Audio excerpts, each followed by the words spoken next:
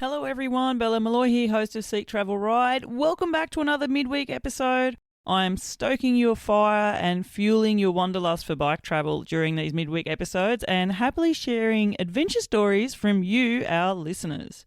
If you want to be able to be involved in these midweek episodes yourself and tell us all about your own bike adventures, get in touch with me, send me an email to podcast@seektravelride.com. Or alternatively, send me a DM on Instagram. My account handle there is Seek Travel Ride. And yeah, let me know all about your bike adventure. Now, this week, we are going to be transported to Malaysia, but it's a little bit of a different story. There's two people involved, and they are Federico and Baaska. And, well, Federico started his bike tour as a solo, met Baaska halfway through, and now all of a sudden they're riding on a tandem. So this adventure is going to take us through that amazing story and tell us then about one day of riding bikes together. And no one tells it better than Federico and Baaska themselves, so let's listen to one day of their trip. Hello everyone. Hi Bella. Thanks for having us in your midweek episode. We are Federico, Italian, and Baaska, Mongolian. And we just came home from a 3,000 kilometers bike tour through Thailand and Malaysia on a tandem bike. The reason we are a couple today is because of the bike touring. So we're gonna tell you a little bit more about it and we're gonna tell you our story. I'll start with telling about myself. In 2023, I took a 10 months bike trip that completely changed my life. I've been dreaming of cycling touring for years, and the idea of leaving everything behind and just pedaling into the unknown really fascinated me. So after so much planning and imagining, I finally decided to go for it. At that time, I was working in New Zealand. So in the first days of October 2023, I packed up my bike and left my job there, and I flew to Singapore with a big plan of cycling all the way back to Europe. A solo journey of almost 20,000 kilometers. So my trip started in Southeast Asia. The first two countries I crossed were Singapore and Malaysia. Countries full of diversity and with incredible food and very warm hospitality. After that, I crossed into Thailand. It was my third time there.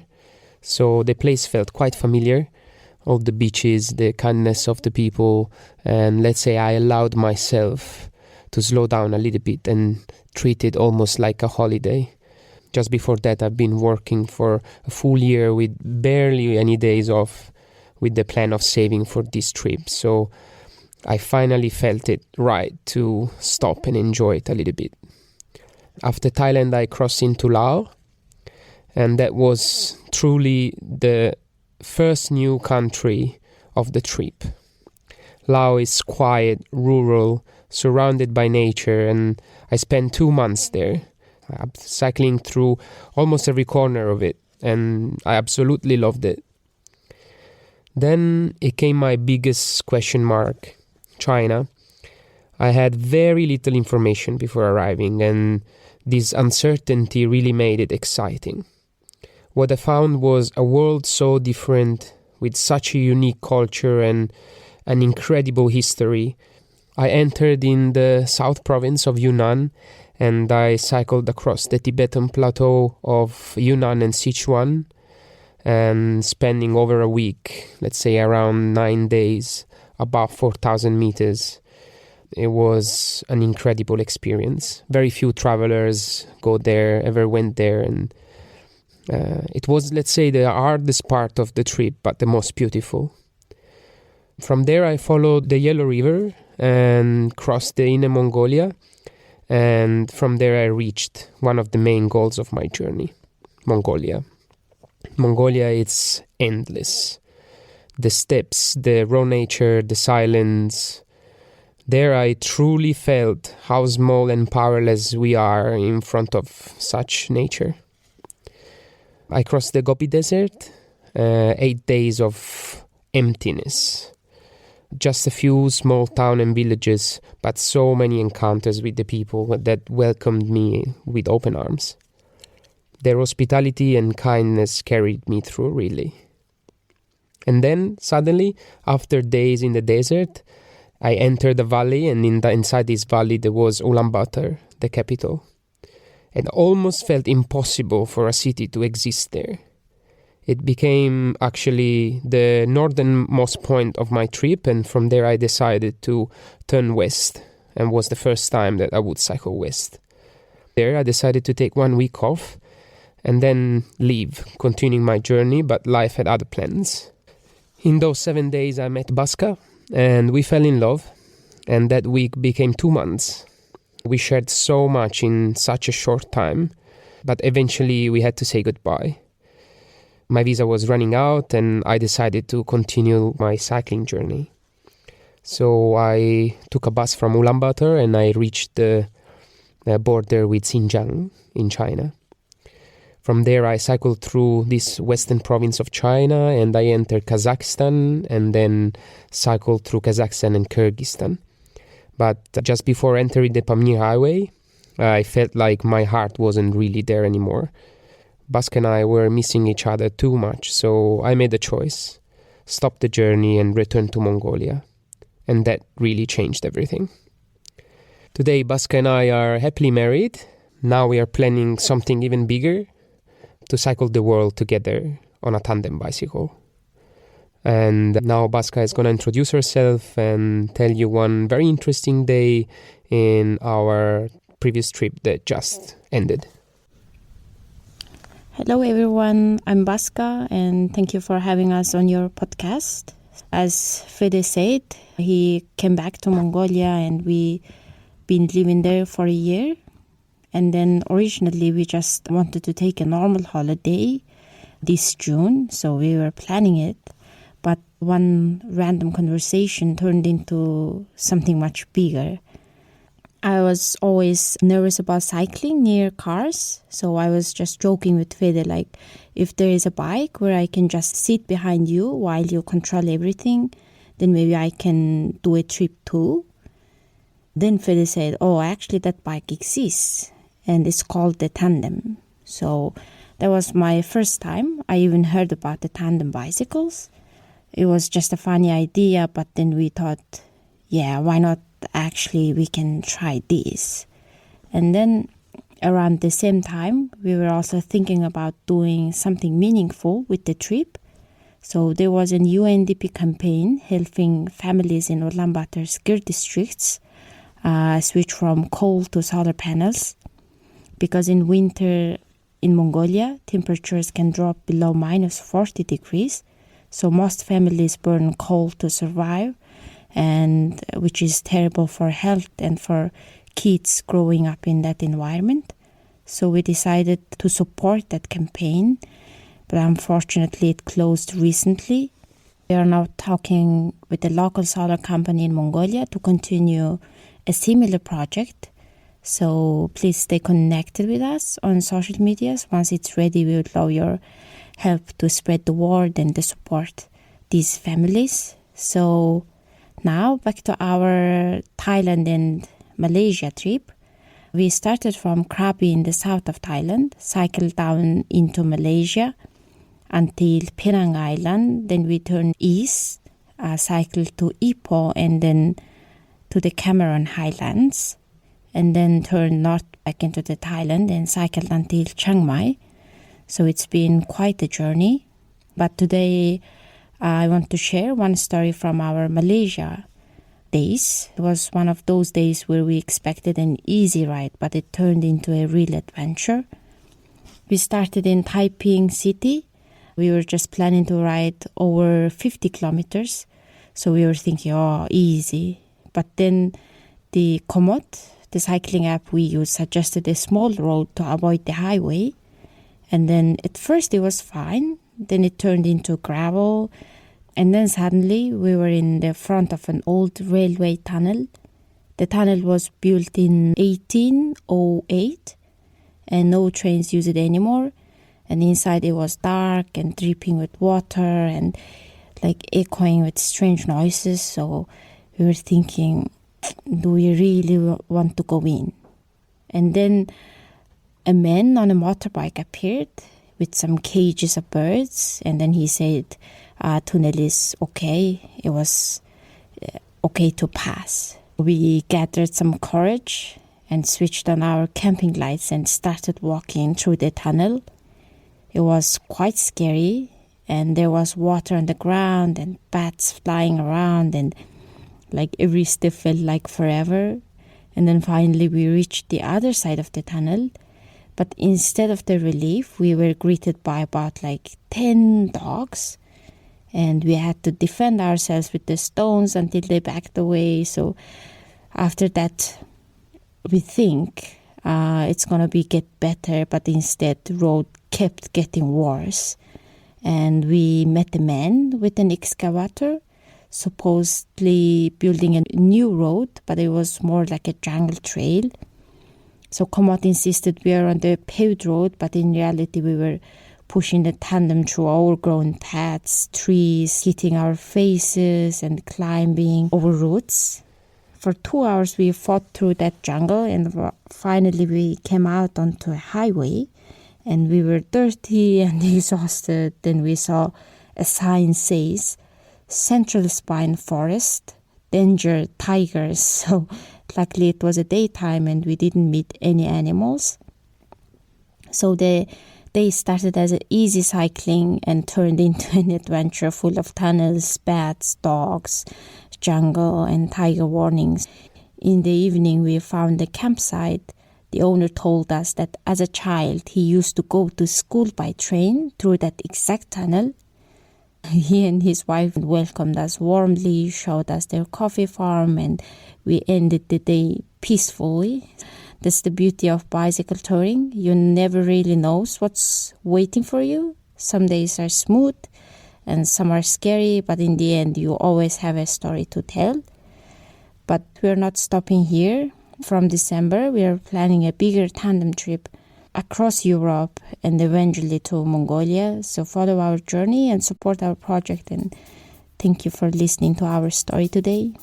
And see you on the road.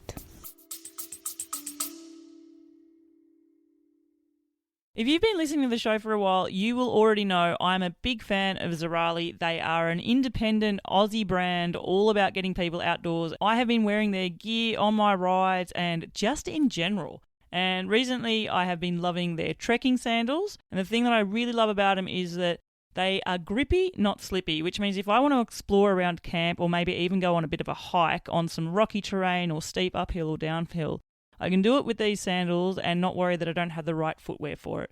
Now, if you want to check out Zirali and support the podcast at the same time, click the Zirali link in the show notes. Now, back to the episode. Thank you so much, Federico and Baaska, for sharing your stories with us. Wow, what an incredible adventure you both are having, and it sounds like you're about to start an incredible adventure to come. Oh my gosh, there's so many elements of this story that I want to dig into, listeners. The first thing that comes to mind is just the unpredictability of what's going to occur to you on a bike adventure, and I bet when Federico left on his trip, probably nothing that was on his bingo card was the idea of finding love in Mongolia, and then continuing his trip and realising, no, I can't do this anymore, and actually stopping his journey that he'd been dreaming of for so long to spend a life with Baaska by the sounds of things. And then how awesome is it that they're actually now tandeming and travelling together on a tandem bike. Baaska, I love that. I'd also love to know a bit more about how you find life on the tandem. You mentioned there that you are a bit freaked out by being on the road and with cars, but if you could be behind Federico, maybe you'd be a little bit less nervous. What's it like actually being the stoker on a tandem bike? What's it like, not being in control of the brakes, not being able to see everything quite so clearly, not being able to, control the bike on a descent or be prepared for those long climbs? I'd love to know that element of your story as well. And then, of course, it is the hilarity of being commuted. Komoot did it again. I've said this a number of times when it's come up on the podcast. It is certainly not just the software within Komoot that sends us on these hilarious, unplanned adventures, but it does seem to come up quite a lot with people who use Komoot. And that is the misadventures when we're sent down the road less travelled. And that rail tunnel, like I'm actually just picturing what it would have been like when you were there wondering, should we go, shouldn't we? And then a man coming out with all these birds in cages saying, yeah, go through there. But then coming out the other side and the track's getting worse and worse, and then you're in tiger territory. Oh my gosh, heart in mouth. Not to mention before that, the dogs. Oh, I feel like those type of wild dogs are bike travellers' worst enemy at times. I'd love to know, are you both dog whisperers now? Like, have you dealt with dogs quite a lot on your travels since? And listeners, get in touch with me and let me know your own dog experiences. Dogs often come up whenever I'm interviewing bike travellers, and dogs in different countries and how some people get on with them is very different to others. Some people don't have a very high fear ratio when it comes to dogs. Some people, it puts them on edge enough to not go to certain countries. There's different strategies. Some people say just keep going and ignore them. Some people say don't shout at them. Some people say you have to be the dominant voice. Most people do tell me that stopping is the best thing, and pretending sometimes to pick up and throw a rock and not actually throwing it might be the right thing to do as well. I'd love to know your own strategies there. But back to your story here, Federico and Baaska. What a wild day you had there in Malaysia. And I can't wait to just follow and live vicariously through your upcoming adventure as you dedicate this next round of bike travel to raising funds for such an awesome charity there in Mongolia. The idea of replacing those conventional needs for coal fire heating to solar heating, oh my gosh, that would actually be revolutionary for a lot of people there and have a lot of health benefits as well. And like many other bike travellers that I have spent time with to listen to their stories, those who have sort of got an extra purpose aligned with their trip of raising funds for their journey, it does seem to help keep turning the pedals, especially when the time gets tough, and I'm certain this will be the case for both of you. And listeners, I am definitely going to do my absolute best to have a full-length feature interview with Federico and Baaska of their previous journey and finding out ways to follow them as they go through the next part of their travels. I have put links in the podcast description show notes to their social media channels so that you can follow their journey as well. And I'm sure that you will join me in wishing them well on their adventures and for them to embrace the unplanned adventures that will no doubt befall them on this journey too. Thank you for letting me share your story. And listeners, once again, if you want to be featured in these midweek recordings, don't forget, get in touch with me too. Send me an email, podcast@seektravelride.com, or a DM on Instagram. The account handle there is seektravelride, and let's see if we can get you featured as well. Now, speaking about Instagram, a couple of weeks ago, I put a call out to all of you and asked you, what is your one piece of luxury, that's one item of luxury that you still insist on taking with you on your bike travels? And I got a fair few responses, so I'm going to shout them out now. Okay, Suicycle_Hamburg, you said a music box. Ooh. Is that like a music box? Are you talking like speakers that you would play music through? Or is it like... I think that's what you're talking about. That's pretty cool. Tunes will always brighten the mood at camp. Rotovelo_Nort, you have said a coffee grinder and plunger because life is too short. Oh, I'm with you. My luxury item, I don't even think that coffee is a luxury item. It's a non-negotiable for me as well. Then I have Olivia_J_J. You've said everything is needed. It's reminding me of the topic called Two Left Shoes, written by Jackie Webster, the author. Oh, and I have Juan.Pablo.Toro_. You have said a Kindle and a journal. I love that stuff. It's brain material, isn't it? So stuff that you can read and somewhere that you can write your own thoughts as well. I hope that you're keeping a great journal of your adventures there. And now we have the chairs, because there's a fair few of you that say chairs. So I am Daniel Orsos. You have said chair.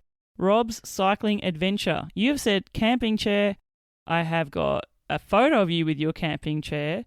And then I have Jacques Parisien. You have also said a Helinox Zero chair. Jacques, that is the chair that I myself use as well.